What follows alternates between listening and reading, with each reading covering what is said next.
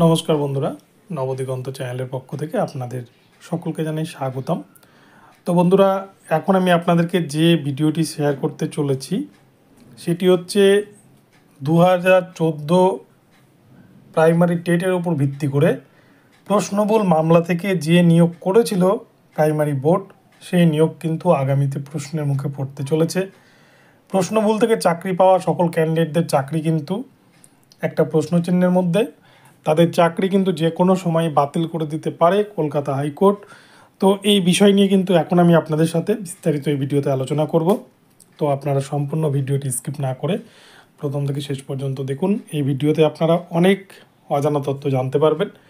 কিন্তু তার আগে বলে রাখি, যারা প্রথমবার আমার চ্যানেলে এসেছেন আপনারা অবশ্যই কিন্তু আমার চ্যানেলটিকে সাবস্ক্রাইব করে নেবেন, কেননা এই ধরনের আপডেট আপনারা কিন্তু সবার আগে সর্বপ্রথমে একমাত্র নবদিগন্ত চ্যানেলে পেয়ে যাবেন। তো চলুন বন্ধুরা, তাহলে আজকের এই আপডেটটি আমরা এবারে বিস্তারিত প্রথম থেকে শেষ পর্যন্ত দেখে নিই। তো বন্ধুরা, 2014 প্রাইমারি টেটের একাধিক কিন্তু মামলা, আমি আপনাদেরকে প্রথমেই বলেছি এটা একটা অভিশপ্ত টেট।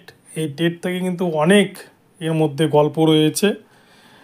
সিবিআই যে রিপোর্ট দিয়েছিল, সিবিআই রিপোর্ট অনুযায়ী যে 6টি প্রশ্ন ইচ্ছাকৃত করে ভুল রেখেছিল পর্ষদের তৎকালীন সভাপতি মানিক ভট্টাচার্য, যেহেতু প্রশ্নভুল দেখিয়ে তারা বারংবার কোর্টে কেস করিয়ে তাদেরকে কিন্তু চাকরি দিতে পারবে, এরকম একটা বিষয় সিবিআই চার্জশিটে উল্লেখ ছিল। এবং প্রশ্নভুল থেকে আমরা দেখেছি ধাপে ধাপে সেই 2018 সাল থেকে একাধিক ক্যান্ডিডেট, একাধিক লিস্ট কিন্তু এসেছে এবং সেখানে কিন্তু অনেক ক্যান্ডিডেট তারা কিন্তু প্রশ্নভুল থেকে চাকরি পেয়েছে।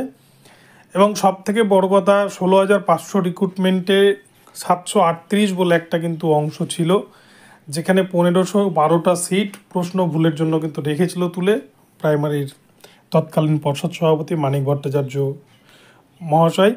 তিনি কিন্তু সেখানে 738-এর একটা প্যানেল পাবলিশ করে, যেখানে ওটা কিন্তু প্রশ্ন ভুল ক্যান্ডিডেট থেকে, অর্থাৎ প্রশ্ন ভুল থেকে পাস করা যারা কলকাতায় গিয়ে ইন্টারভিউ দিয়েছিল তাদের মধ্যে থেকে কিন্তু সেক্ষেত্রে প্যানেল পাবলিশ করে এবং সেক্ষেত্রে তাদেরকে নিয়োগ দেয় প্রাইমারি বোর্ড 2021 সালে।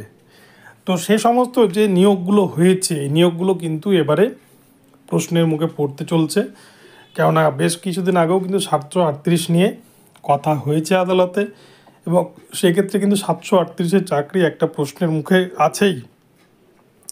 অপরপক্ষে আরও বলা যায়, আপনারা দেখেছেন গত কয়েকদিন আগেই বিচারপতি রাজাশেখর মান্থা তিনি কিন্তু প্রাইমারি বোর্ডের যে অ্যাক্টিভিটিস, তাদের যে কর্মকাণ্ড, তার উপরে কিন্তু তিনি ভীষণ ক্ষুব্ধ হয়ে রয়েছেন। সবথেকে বড় কথা, তিনি একাধিক যে মামলা পেয়েছেন, যেখানে তিনি দেখেছেন যে বঞ্চিত ক্যান্ডিডেটরা যাদের একাডেমিক স্কোর ইন্টারভিউ বাদেই, যে ব্যক্তিরা প্যানেলের শেষ ক্যান্ডিডেট, যিনি লাস্ট কাট অফে অবস্থান করছেন, তার থেকে অনেক বেশি হওয়া সত্ত্বেও বেশি নম্বর পাওয়া ক্যান্ডিডেটটা কিন্তু চাকরি পায়নি। তো সেখানে বিভিন্ন আর্থিক দুর্নীতি এবং বিভিন্ন ধরনের অনিয়মের অভিযোগ কিন্তু উঠে এসেছে।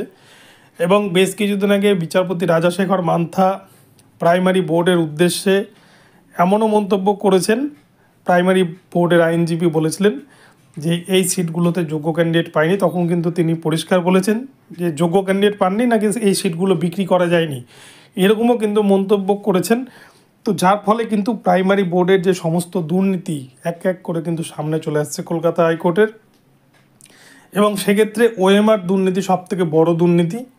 যতগুলো মামলা হয়েছে 2014 প্রাইমারি টেটের ওএমআর দুর্নীতি মামলা, ওএমআর মামলা যদি টিকে যায় বা ওএমআর মামলা যদি ভালো জায়গা অবস্থান করে, তাহলে কিন্তু যতগুলো মামলা হয়েছে 2014 প্রাইমারি টেট থেকে সমস্ত মামলা উড়ে যাবে এবং এই প্যানেলও কিন্তু বাতিল করে দেওয়ার প্রবল সম্ভাবনা রয়েছে। যদিও একটা প্যানেল বাতিল মামলা কিন্তু এখনও পর্যন্ত কলকাতা হাইকোর্টে রয়েছে, যেটি সুপ্রিম কোর্ট ফেরত অভিজিৎ গাঙ্গুলি স্যারের বাতিল করা মামলা, যেটা সিঙ্গেল বেঞ্চ বাতিল করেছিল, 32,000 নন টেন্ডার মামলা, যেটা মূলত অ্যাপটিটিউড টেস্টের ওপর বেস্ট করে কিন্তু যে মামলাটিকে বাতিল করা হয়েছিল, তার সাথে পেন্সিলের নম্বর দেওয়া, রিজার্ভেশন রুলস ভায়োলেশন করা, এরকম বিভিন্ন বিষয়গুলো ছিল। তো সেই মামলাটা তপব্রত চক্রবর্তীর বেঞ্চে রয়েছে। অপরদিকে কিন্তু এই 42,949-এর যে প্যানেল, এই প্যানেলকে কিন্তু পুরো বাতিল করে দেওয়া হুঁশিয়ারি দিয়েছেন বিচারপতি রাজাশেখর মান্থা। তিনি বাতিল করা হুঁশিয়ারি দিয়েছেন এই কারণেই, প্রাইমারি বোর্ডকে যখনই প্যানেল দেওয়ার কথা বলা হয় যে 42,949 নিয়োগে এত অনিয়ম, এত দুর্নীতি, তখনই কিন্তু তারা বলে তাদের কাছে কোনো রকম প্যানেল নেই। যখন 5%-এর প্যানেল দেওয়ার কথা বলা হয় তারা বলে আমাদের কাছে 5%-এর প্যানেল নেই, 5% নিয়োগ অলরেডি হয়ে গেছে। অথচ পিটিশনাররাও আরটিআই করে দেখেছে কোনো রকমের কোনো 5%-এর নিয়োগ হয়নি। আবার পিটিশনাররা আরটিআই করে এটাও দেখেছে যে 6টি ডিপিএসসিতে 932 জনকে অতিরিক্ত নিয়োগ করা হয়েছে, যা শূন্যপদ ছিল তার থেকে। পিটিশনাররা আরটিআই করে এটাও দেখেছে মেয়াদ উত্তীর্ণ প্যানেল থেকে, অর্থাৎ যে কোনো প্যানেলের কিন্তু মেয়াদ থাকে 1 বছর, তো সেই মেয়াদ উত্তীর্ণ প্যানেল থেকে 2018 সালে 2208 জনকে, যেখানে 5% প্যানেল দেওয়ার কথা ছিল, সেই 5% প্যানেল না দিয়ে 2208 জন ক্যান্ডিডেটকে কিন্তু রাতারাতি মানিক ভট্টাচার্য তাদেরকে স্কুলে নিয়োগ দিয়ে দিয়েছেন। তো এই সমস্ত যে অভিযোগগুলো উঠেছে এগুলোর কিন্তু উত্তর প্রাইমারি বোর্ডের কাছে নেই।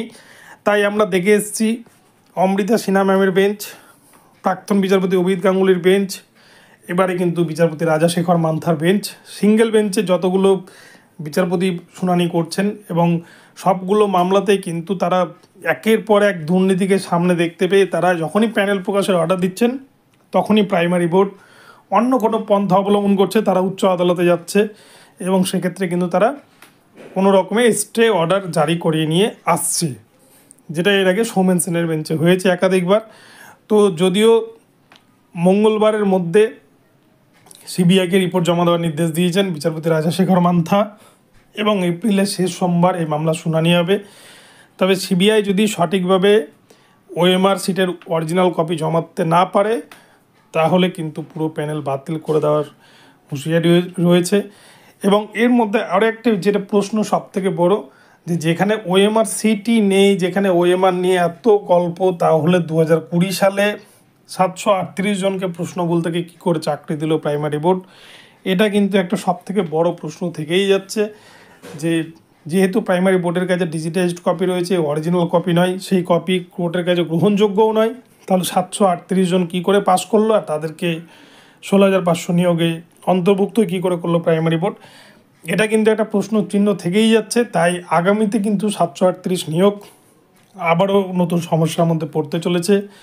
তো প্রশ্নবুল থেকে চাকরি পাওয়া একাধিক যে নিয়োগ হয়েছে, একাধিক যে প্যানেল এসেছে, সেক্ষেত্রে কিন্তু নতুন করে আবার হয়তো চ্যালেঞ্জ হতে চলেছে হাইকোর্টে। তো আগামীতে বোঝা যাবে যে বিচারপতি রাজাশেখর মান্থা ঠিক কী নির্দেশ দিতে চলেছেন আগামীতে। তো বন্ধুরা, আজকে ভিডিওটি এখানে থাকলো।